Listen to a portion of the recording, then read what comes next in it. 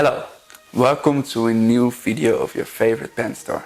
My name is Appelboom and today we're talking about buying a fountain pen and what you should pay attention to. When you think about buying a fountain pen, it's just because of the functional parts? Well, we think that is foolish. That's not, doesn't make any sense. Of course, it's important that it writes perfectly, but a fountain pen nowadays is also a jewel for the hand, some eye candy which you are allowed to enjoy. If you're really looking for a beautiful piece, it is worth it to invest some time in the research. It is different than buying a t-shirt that you threw away after a year or because it's not fashionable anymore. Or in the worst case, because you ate a lot of cake and it doesn't fit. Your next writing instrument could be your writing companion for the rest of your life. And even after that, it is a great piece as a legacy for your children or maybe your grandchildren. There are a few points that are important for the purchase of a new writing instrument. We have put these points in a row for you so you can make this important decision and will be assured for a long, enjoyable writing experience. Oh, and if you're waiting for a sign or something to buy a new fountain pen, this is the sign. Let's first look at the budget.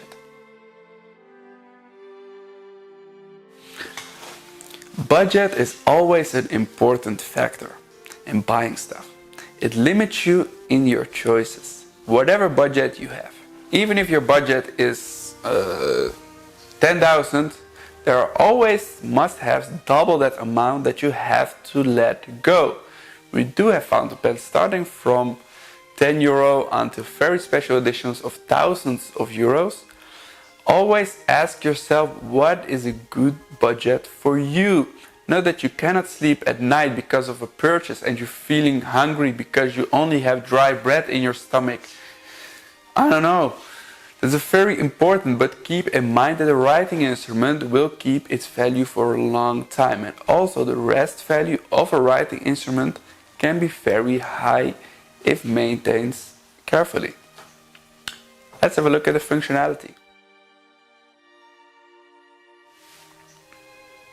The functionality. When buying a writing instrument, it is important to know where you're gonna use it for. Is this new pen going to be a pen that stays on your desk and will be used for quick notes? In that case, a snap cap can be an important feature for you to make sure the pen is ready to use in a quick movement. Or will it travel with you all over the world in your pocket? In that case, a clip can be an important feature. Or perhaps you have the pen in your purse. In that case, maybe a small pen is more important for you. Think about it. What is going to be the functionality of the pen? For what purpose are you going to buy it? In my opinion, the design is one of the most important factors when buying a pen, because you will pick up that one pen that attracts you every time over and over again. The looks and the aesthetics are very important. If you are younger from age, you might go for a more modern design. The Bauhaus designed writing instruments of Lamy are designed with in mind function over form. This means that you won't find any unnecessary rings or decorations on their pens. In Dutch we have a saying that is like, doe maar normaal, dan doe je al gek genoeg. Which means something like, just do normal, then you are crazy enough already. This meaning is typical Dutch because we Dutchies, with of course some exceptions, do endorse this plain style of design very much. However, if you're more into the classical designs, but still without a lot of decorative elements, you can pick a Pelican or a Dupont, for example. These brands have a huge history in pen making and their designs are quite straightforward, with some minor decorative elements to show the reputation. But perhaps you can really appreciate some nice craftsmanship and want to make a statement with your writing instrument. We can advise the Italian brands like Visconti, Montegrappa, of Aurora. A main difference compared to the earlier mentioned brands are the decorative elements that can be found on the writing instruments. Look at the cap ring of the Visconti. The cap ring of the Visconti compared to a cap ring of a Pelican 205. It's totally different. The Italians are really extravagant, and you will get something that will get a lot of attention. Another main difference between the more classical pens like the Pelican, Parker, Waterman pens, etc. are the color options. If you look at the Visconti Breeze or Pineda Avatar collection, they have a huge amount of bright colors available to show off. Don't buy a too large pen if you have small hands. It looks ridiculous and it's very uncomfortable for longer writing sessions. I know you think it's tough to have a larger pen or something, but it looks silly. You look more or less like a clown with those large shoes on. A Montblanc 149 or Pelican M1000 is nice for signing autographs. If you are a famous movie star or a political figure or lawyer or anything. But for a longer writing session, a step down is a wiser choice. If you have smaller hands, it's no shame to go for a smaller pen. It doesn't give you a bigger ego if you have a big pen. It looks more silly. Okay, I have to watch out with saying the next thing before I get all the feminists in my inbox, but it is proven that women have smaller hands compared to men in general.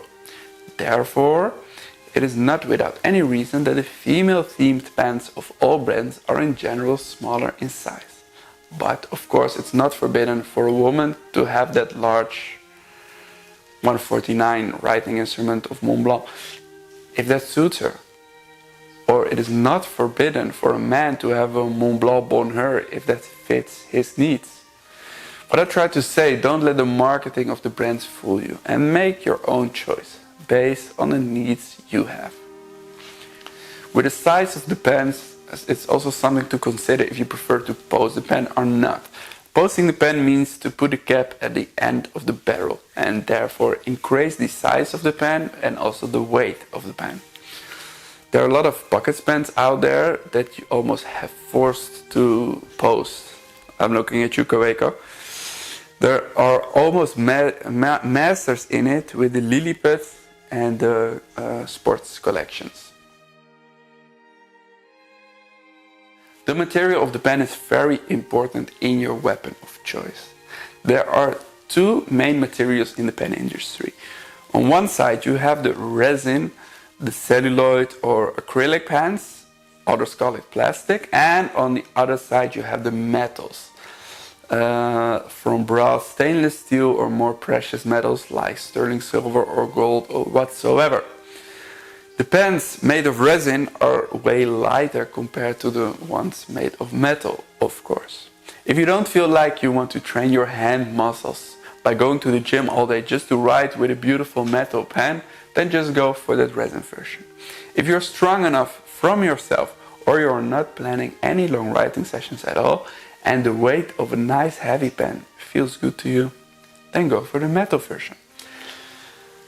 Another focus on the material used might be with the shininess of the material. There are pens around there that have a beautiful shiny finish, but are there as pretty after some use and you see your filthy fingers on the material, on the barrel.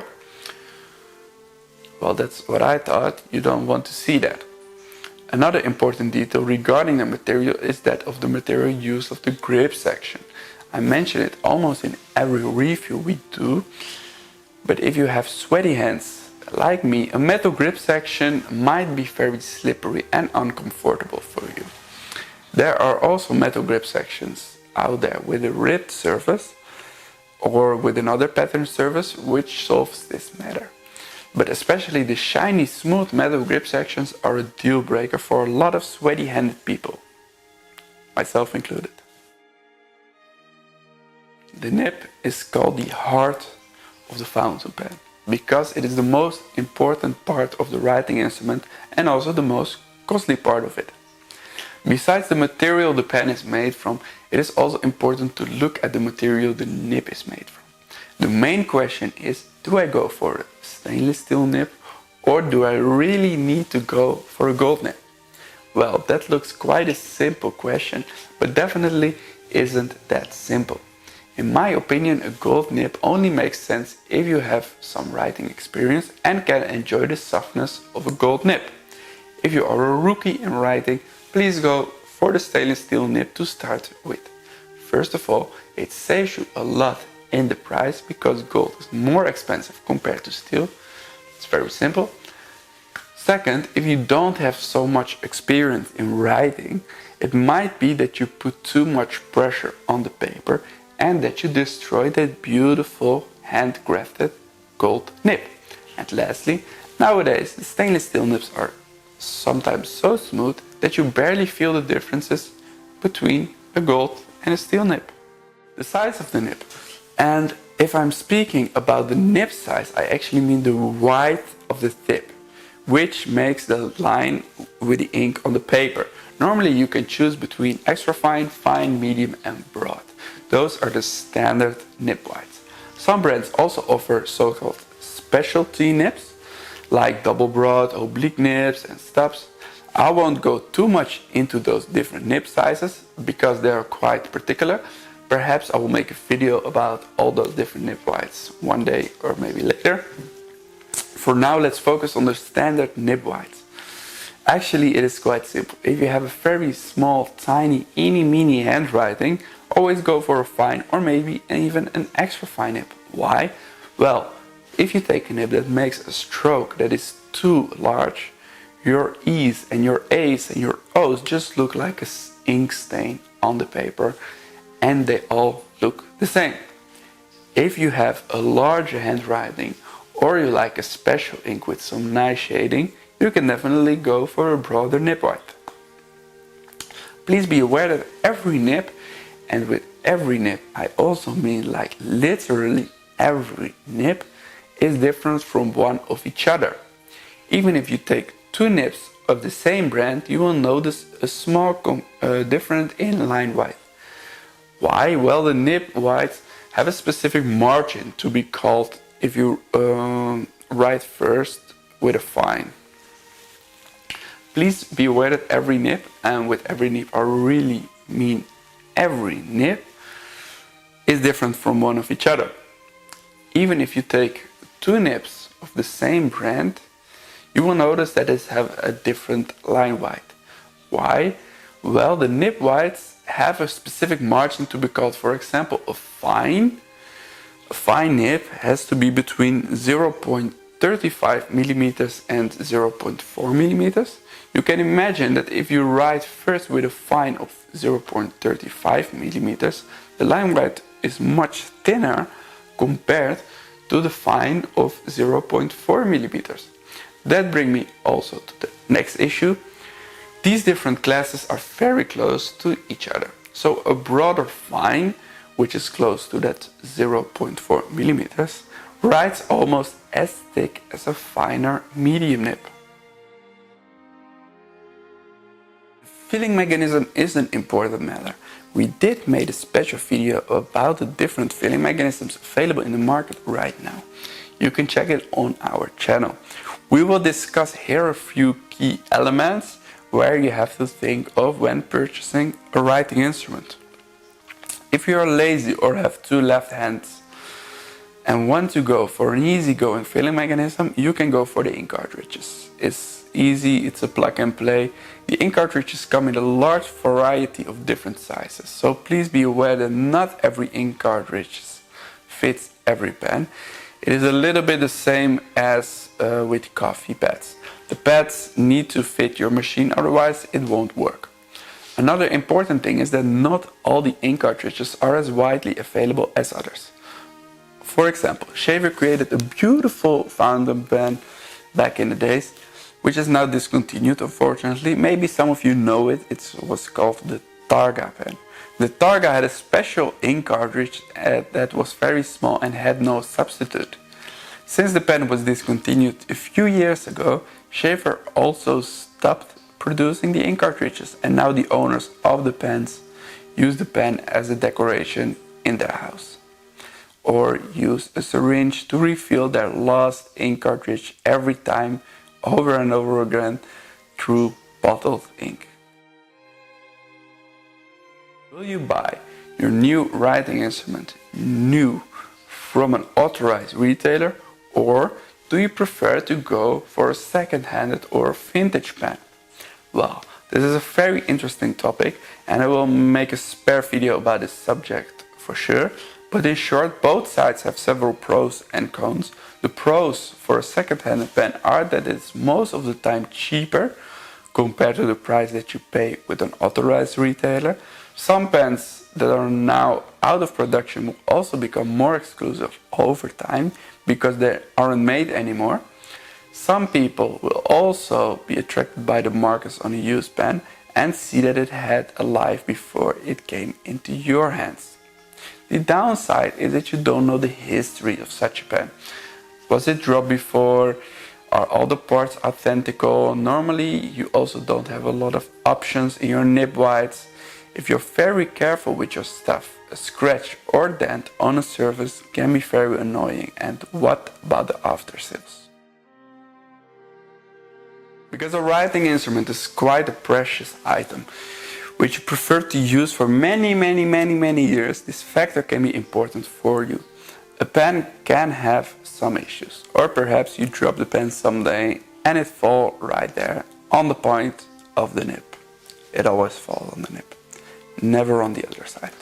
A good after sales would be nice. Most of the brands offer a 2-year manufacturing warranty, so that doesn't apply if you drop the pen and something breaks. Some brands even offer a lifetime warranty, for example, Cross. Besides the after sales that is offered by the brands, also look at the after sales that is offered by the seller. As mentioned before, if you buy second-handed pens, you probably only have after sales until you leave the store, or if you order online when you receive the package. We always try to help people out. And even when a manufacturer isn't able to solve the problem, we look for you to solutions. Online and offline. Since about 10 years, the e-commerce is taking over, but would you buy your next writing instrument online or offline? Personally, I prefer to shop with a company that has at least a brick and mortar store. Why? Well, if you have an issue with your purchase, you can always go there and have it solved. You also have a face with the store and it gives some extra trust. Besides these things, it is also nice to enjoy the shopping experience and try different writing instruments. Of course, I understand that not everybody is in the position to have a respected pen store next door. Well, therefore we started with our online store to also help our customers that live abroad and give them the same shopping experience as they should have had in the store. Please be aware of selling platforms like eBay or, in the Netherlands, Marktplaats. There are a lot of scammers out there that are not sharing the same passion for writing instruments as we do and are just there for your money. I hope this video helps you decide what your new writing instrument will be. Take your time with finding the pen that suits you. I think it is already a positive sign that you have watched this video. And remember that good things in life take time. So it is okay to take some time searching for a new writing instrument that is going to be a lifetime companion. Let us know about your experience with buying writing instruments and share your thoughts and special moments using your favorite pen in the comments below. And don't forget to subscribe.